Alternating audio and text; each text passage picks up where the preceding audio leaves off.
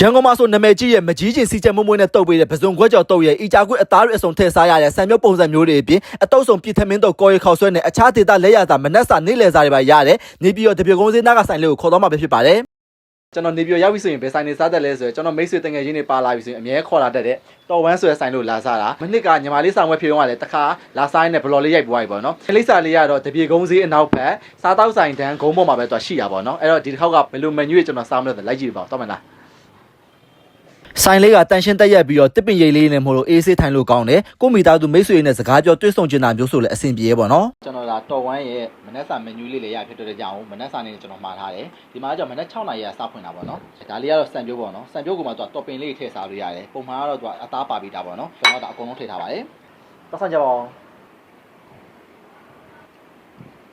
စံပြုတ်ကအရင်ကျင်းကြမျိုးမဟုတ်ဘဲနဲ့ဟိုမှာခပြစ်ပြစ်ပုံစံလေးတွားတယ်ဆေးဘဲဝဲစိတ်နဲ့ရတာလေးရဲ့စက်တက်တက်မြက်ထုတ်လေးနဲ့ပေါ့နော်ဒီစံပြုတ်ကတော်တော်လေးအနှံ့မွေးရယ်ပစုံခွက်ကြော်တုပ်လေးပါနေပြမှာကျတော့ဒီပစုံခွက်ကြော်တုပ်တို့ပါတော့တွေ့ရခဲ့တယ်စီချမ်းနဲ့မှုရင်းရပဲပစုံခွက်ကြော်အောက်မှာခံထားတယ်ပဲမမောက်ကြော်ကလည်းအရင်အကျက်လိုနေရာမျိုးမခံစားရဘူးမကြီးနှစ်ရယ်စီနီစီဝါရယ်ပဲမှုတ်တို့ပေါင်းနဲ့ရောတုပ်ထားတဲ့ဒီအဆက်ဟက်တဲ့မှုကတော်တော်လို့မိုက်တာကဲဒါလေးကကော်ပြန်စိမ့်ပါမနက်စာအတွက်ဆိုရင်လေဈေးနှုန်းလေးရကြတော့3000 4000ကနေစရှိရယ်ဘော်ဘီအချို့တော့ချိုးညာပါဒါကတော့စီလုံးသီးလေးပါဒီမှာကျတော့စိတ်ကြီးမားပြင်စက်သားပလာတာလေးရတယ်ရိုင်းထူပြီးတော့ကျွတ်ညာမျိုးမဟုတ်ဘဲနဲ့ဟိုမှာအီလေးနဲ့ဒီအတွင်းကမဆလာနဲ့မှုမွေးလေးရယ်အသားလေးတော်တော်လေးများရယ်ဒါကဖတ်ထုတ်ကြော်လေးပါအဲ့ဒါဖတ်ထုတ်ကလည်းကိုယ်တိုင်မလုပ်တာပေါ့နော်ကျွန်တော်ဒါမနက်စာစားပြီးတော့နေ့လည်စာတဲ့မှာပြီးတော့စားလို့ရမန်နူးလေးကျွန်တော်စားပြပေးမယ်ဒီကိုရီခေါက်စင်းနဲ့ကြွယ်စားဖို့တက်ဆိုရင်လည်းငပီတောင်းတက်မြရှင်လေးပေးထားတယ်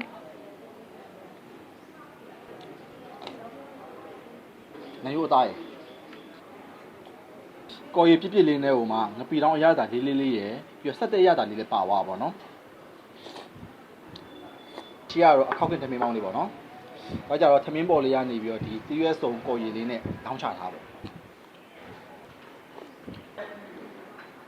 ဒီကတော်တော်များများအစားအစာလေးလက်ရကောင်းတယ်တော့ပင်လယ်စာစုံတောင်းလေးပါ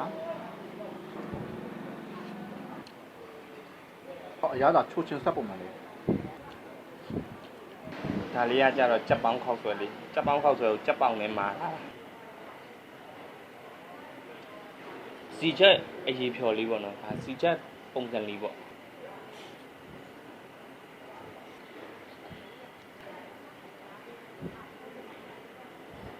စတော်ဘယ်ရီဖြော်ရည်လေးမှာလားဒီထမင်းတုပ်ကိုတော့ဒီလိုငပိကြော်နဲ့တွဲပြီးစားတာတော့တစ်ခါမှမစားဘူးကျွန်တော်တို့ရန်ကုန်မှာဆိုဒီတိုင်းပဲစားဘူးတာပေါ့နော်ဘုံရွာပဲမုတ်ယူပြီးတုံးတာဆိုတော့ပဲမုတ်ကစီးစီးလေးနဲ့စားလို့ကောင်းတယ်ပြီးတော့စီချက်နဲ့နေရတယ်မွေးနေရပဲဆိုင်လိပ်စာလေးကတော့နေပြည်တော်တပြေကုန်းစေးအနောက်ဘက်စားတောက်ဆိုင်တန်းဂုံးပေါ်မှာပဲရှိရပေါ့နော်ဆိုင်ဖွင့်ချိန်ပိတ်ချိန်နေရတော့မနက်6 နာရီနဲ့ညနေ6 နာရီထိပဲဖြစ်ပါတယ်ကျွန်တော်ဗီဒီယိုလေးကိုဒီမှာပဲဆုံးသက်လိုက်ပါတော့မယ်နောက်ဗီဒီယိုလေးမှာပြန်တွေ့ကြပါမယ်အားလုံးပဲတတ်တာ